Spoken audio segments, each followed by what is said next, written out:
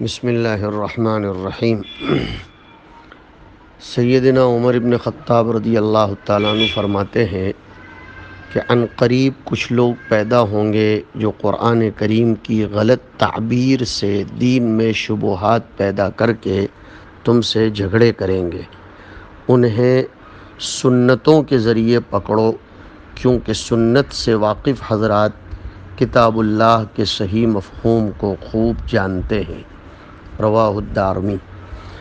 حضرت امیر المومنین عمر رضی اللہ تعالی عنہ نے یہ فرمایا، اس میں انکار حدیث کے فتنے کی طرف اشارہ ہے، جس کے موجد اور بانی اپنے آپ کو اہل قرآن کہتے ہیں اور صرف قرآن کے کافی ہونے کا دعویٰ کرتے ہیں، اور اس کے لیے قرآن کی آیات سے لوگوں کو شبہ میں ڈال کر گمراہ کرتے ہیں۔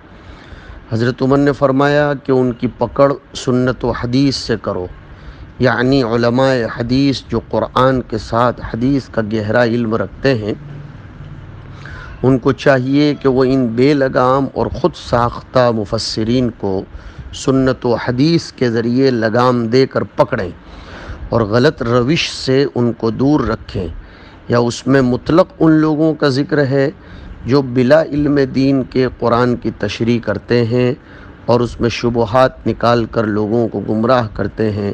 حضرت عمر نے فرمایا کہ ان کی پکڑ حدیث سے کرو۔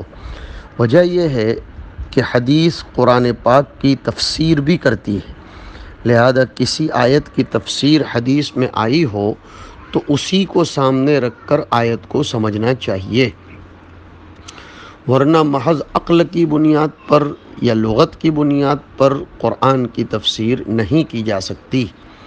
جیسے حدیث میں ایک جگہ ظلم کی تفسیر شرک سے کی گئی ہے، جو ایک آیت میں واقع ہوا ہے، ان شرک لظلم عظیم۔ اگر یہاں یہ تفسیر نہ لی گئی تو آیت ناقابل عمل ٹھہرتی ہے۔ معلوم ہوا کہ قرآن سمجھنے کے لیے حدیث ضروری ہے۔ اس فتنے کے بارے میں ہمیں متنبہ رہنا چاہیے۔ اور ایک حدیث سنیے، حضرت عبداللہ ابن مسعود رضی اللہ تعالیٰ عنہ فرماتے ہیں، علم کے اٹھ جانے سے پہلے عمل حاصل کر لو، اور علم کا اٹھ جانا یہ ہے کہ اہل علم رخصت ہو جائے۔ خوب مضبوطی سے علم حاصل کرو، تمہیں کیا خبر کہ کب اس کو ضرورت پیش آ جائے یا دوسروں کو اس کے علم کی ضرورت پیش آ جائے اور علم سے فائدہ اٹھانا پڑے۔ عن قریب تم ایسے لوگوں کو پاؤ گے جن کا دعویٰ یہ ہوگا کہ وہ تمہیں قرآنی دعوت دیتے ہیں، حالانکہ کتاب اللہ کو انہوں نے پس پشت ڈال دیا ہوگا۔ اس لیے علم پر مضبوطی سے قائم رہو، نئی اپج، بے سود کی موشگافی اور لا یعنی و بیکار غور و خوض سے بچو، سلف صالحین کے پرانے راستے پر قائم رہو۔ حضرت عبداللہ ابن مسعود نے اس حدیث شریف میں چند باتوں کی نصیحت اور ایک فتنے سے آگاہ کیا ہے۔ نمبر 1، تم پر لازم ہے کہ علم کے اٹھ جانے سے پہلے علم حاصل کر لو، اور علم اٹھ جانا یہ ہے کہ اہل علم اٹھ جائیں۔ علم دین کی اہمیت و ضرورت ایک مسلمہ چیز ہے، اور علم سے دوری اور بعد ہزاروں فتنوں کی جڑ ہے۔ آج جو لوگ فتنوں کا شکار ہو کر گمراہی کی طرف جا رہے ہیں، ان کی اصل خرابی یہی علم دین سے ناواقفیت ہے، جس کی وجہ سے کسی بھی فتنے کا اثر قبول کر لیا جاتا ہے۔ بعض لوگ قادیانیت کے فتنے کا شکار ہو جاتے ہیں، وجہ کیا؟ جہالت۔ بعض لوگ انکار حدیث کے فتنے سے متاثر ہو جاتے ہیں، وجہ کیا؟ جہالت اور ناواقفیت۔ اسی طرح بسا اوقات جہالت کی وجہ سے آدمی عیسائیت وغیرہ قبول کر لیتا ہے۔ غرض یہ کہ جہالت اور علم دین سے ناواقفیت ہزاروں فتنوں کا سامان ہے، اس لیے مسلمان کو جاہل ہونا یا جاہل رہنا جائز نہیں، بلکہ اس پر علم دین کی تحصیل فرض ہے۔ حضرت عبداللہ ابن مسعود رضی اللہ تعالیٰ عنہ نے آگے فرمایا کہ تم میں سے کسے خبر کہ اس کو علم کی ضرورت پڑ جائے یا دوسروں کو اس کے علم کی ضرورت پڑ جائے، یعنی اگر علم حاصل رہے گا تو اس سے خود بھی فائدہ اٹھائے گا اور دوسرے بھی وقت ضرورت اس سے استفادہ کریں گے۔ اس لیے علم کی تحصیل میں بے خبری اور غفلت نہیں برتنا چاہیے، اور اگر فی الفور بھی کوئی ضرورت محسوس نہ ہو رہی ہو تب بھی حاصل کر لینا چاہیے کہ نہ معلوم کب خود کو یا دوسروں کو ضرورت پڑ جائے۔ پھر فرمایا کہ تم عنقریب ایسے لوگوں کو پاؤ گے جن کا گمان و خیال ہوگا کہ وہ اللہ کی کتاب کی طرف تم کو دعوت دے رہے ہیں، حالانکہ ان لوگوں نے اللہ کی کتاب کو پس پشت ڈال رکھا ہوگا۔ اس لیے تم مضبوطی سے علم حاصل کرو۔ آج یہ فتنہ رونما ہو چکا ہے، جاہل اور علم دین سے کورے اور عمل سے عاری اور خالی لوگ محض نفسانیت و انانیت کی وجہ سے یہ دعویٰ کر رہے ہیں کہ وہ لوگوں کو اللہ کی کتاب کی طرف دعوت دے رہے ہیں، حالانکہ انہوں نے اس کی تعلیمات و احکامات کو پس پشت ڈال رکھا ہے، اس پر عمل سے بدکتے ہیں اور تعویلات فاسدہ اور کاسدہ سے ان کا انکار کرتے ہیں۔ جیسے ہم دیکھتے ہیں بہت سے جھوٹے مدعیان تصوف، پیری مریدی کے نام سے لوگوں کو گمراہ کرنے والے پیر و مشائخ ملیں گے، جن کے پاس دین و شریعت کی کوئی اہمیت نہیں، نمازوں سے انہیں کوئی سروکار نہیں، مردوں اور عورتوں کا اختلاط ان کے آستانوں کی پہچان ہے، خلاف شریعت رسومات و رواجات اور شرکیہ و کفریہ اعمال و افعال ان کا امتیاز ہے، مگر پھر بھی ان کو دعویٰ ہے کہ اصل دین کو ہم نے ہی سمجھا ہے اور علماء کو دین سمجھ میں نہیں آیا، اور علماء ظاہر شریعت کو جانتے ہیں، ہم باطن شریعت کو جانتے ہیں۔ اس طرح کے جھوٹے دعوے کر کے لوگوں کی راہ مارنا اس طبقے کا شیوا ہے۔ لہذا ان کی مکاریوں کو جاننے اور جانچنے کے لیے علم دین کا حصول ضروری ہے، ورنہ عام آدمی ان کے مکاریوں کی جال میں پھنس کر گمراہ ہو جاتا ہے۔ حضرت عبداللہ ابن مسعود نے اسی لیے اس فتنے سے آگاہ کیا اور اس کے تدارک کے لیے علم دین کی ضرورت بیان فرمائی۔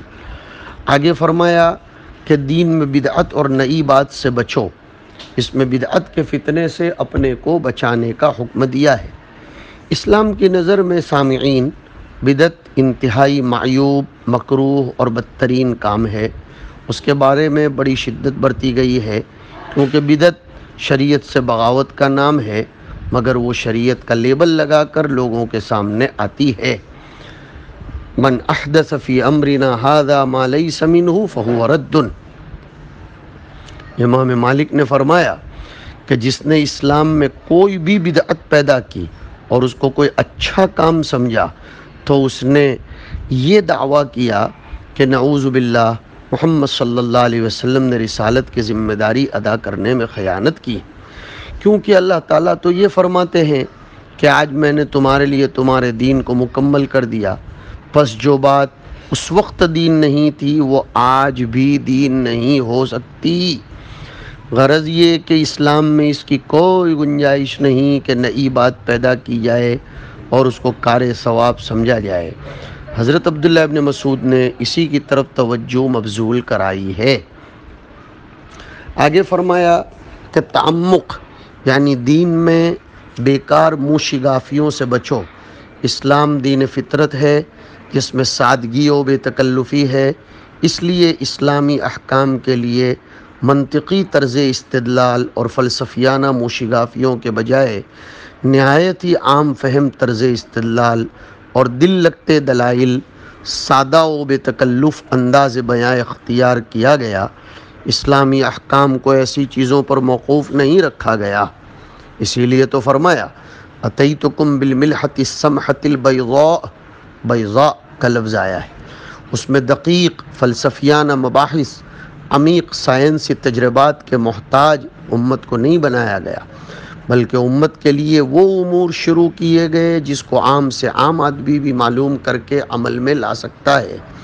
اس لیے علماء آج بھی چاند کے مسئلے کو جدید فلکیاتی علوم کے بجائے رؤیت و شہادت کے عام اصول اور سادہ طریقے پر حل کرنے کو ضروری سمجھتے ہیں، اور حقیقت یہ ہے کہ یہ اسلام کی خوبیوں میں سے ایک بڑی خوبی ہے۔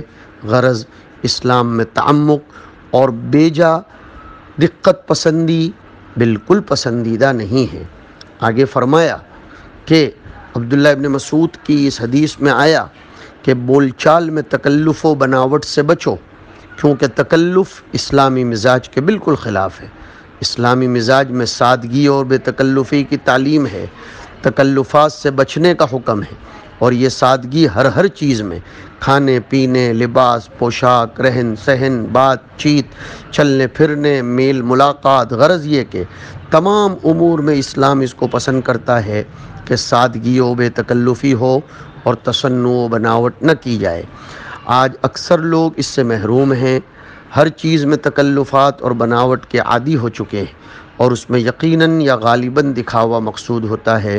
حتیٰ کہ بعض علماء و طلباء اور اہل مدارس بھی نعوذ باللہ دوسروں کی دیکھا دیکھی اس میں شریک ہو گئے ہیں، اور ظاہر ہے کہ اسلام میں دکھاوا معیوب اور مذموم چیز ہے، اس لیے تکلفات بھی معیوب و مذموم ہیں۔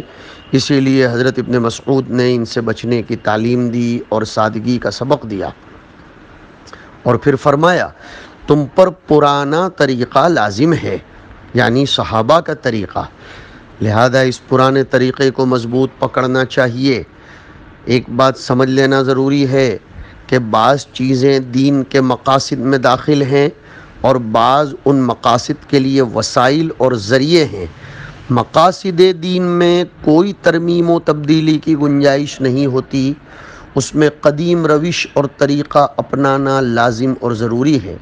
کسی بھی نئی چیز کا ایجاد کرنا قطعاً روا نہیں، لیکن ذرائع و وسائل میں حالات و زمانے کے فرق سے تبدیلیاں آتی رہتی ہیں، ان تبدیلیوں کو قبول کرنا اور جدید سے جدید چیز کو وسیلے کے طور پر لے کر مقاصد شریعت کو پورا کرنا جائز ہی نہیں بلکہ مستحسن و مطلوب ہے۔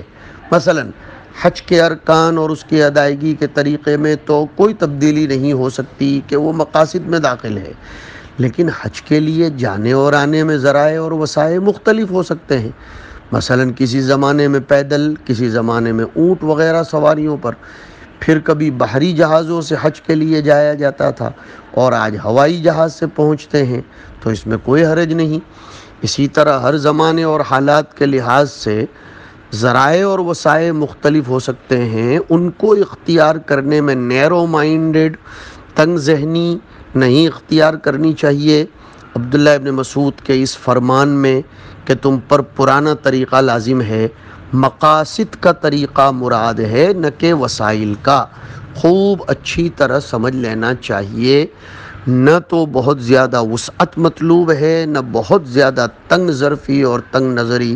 اللہ ہمیں سمجھنے کی توفیق دے۔ وصلی اللہ علی النبی الکریم۔ اگر ہمارے ویڈیوز آپ کو پسند آ رہے ہوں تو لائک، کمنٹ اور شیئر کریں، اور مزید نئی ویڈیوز کے لیے ہمارے چینل دعوت میڈیا کو سبسکرائب کریں اور بیل آئیکن پر کلک کریں۔